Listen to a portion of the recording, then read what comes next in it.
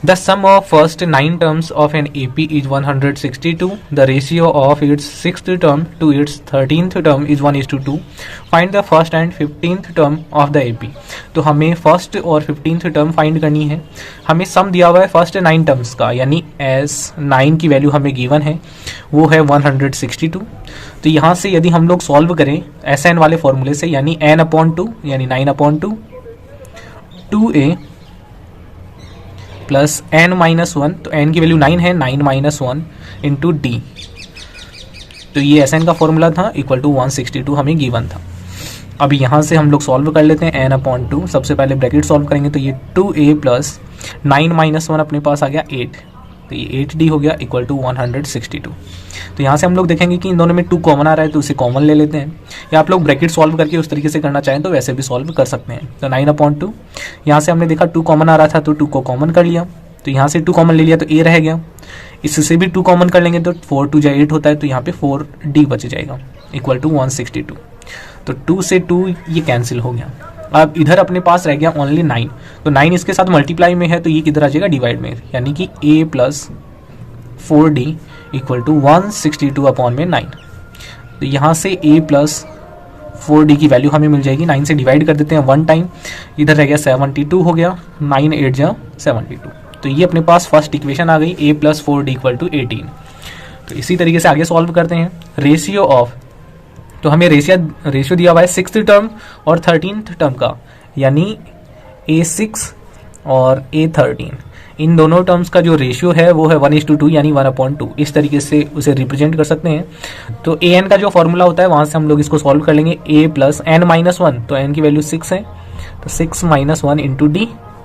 और इसी तरीके से इसमें भी सॉल्व कर लेंगे, तो a प्लस n-1 यानी 13 - 1 इंटू डी. और ये इक्वल था 1/2 के, जो कि रेशियो हमें क्वेश्चन में गिवन था.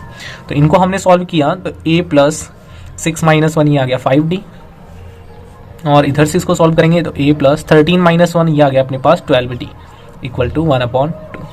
तो यहाँ से हम कर लेंगे इनको क्रॉस मल्टीप्लाई, यानी 2 आ जाएगा इसके साथ मल्टीप्लाई में, तो 2 आ गया a प्लस 5d के साथ, और ये 1 से मल्टीप्लाई होगा तो सेम टू सेम ही रहेगा a प्लस 12d.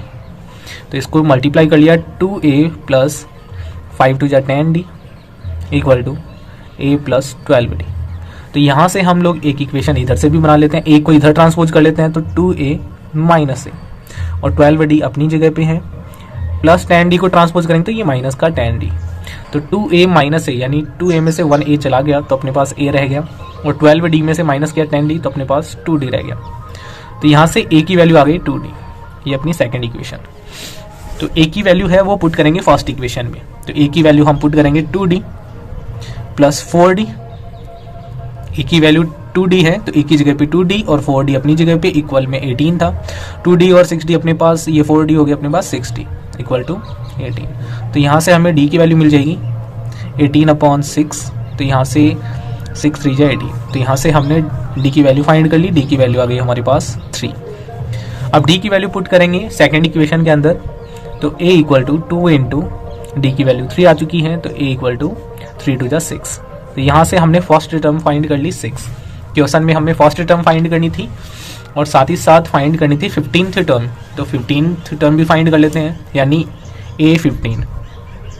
तो ये इक्वल होगी a प्लस n-1 यानी 15 - 1 इंटू डी के. तो वैल्यूज पुट कर देते हैं, a की वैल्यू 6 है, 15 - 1 14 हो गया, 14 इंटू डी की वैल्यू 3 है, तो 6 प्लस 14 3 जा 42, और इन दोनों को ऐड करने पर आ गया 48. तो इस तरीके से हमने 15th टर्म भी फाइंड कर ली 48. तो ये था इस क्वेश्चन का आंसर. उम्मीद है आप सभी को अच्छे से ये क्वेश्चन समझ में आ गया होगा. तो मिलते हैं नेक्स्ट वीडियो के अंदर. Thank you.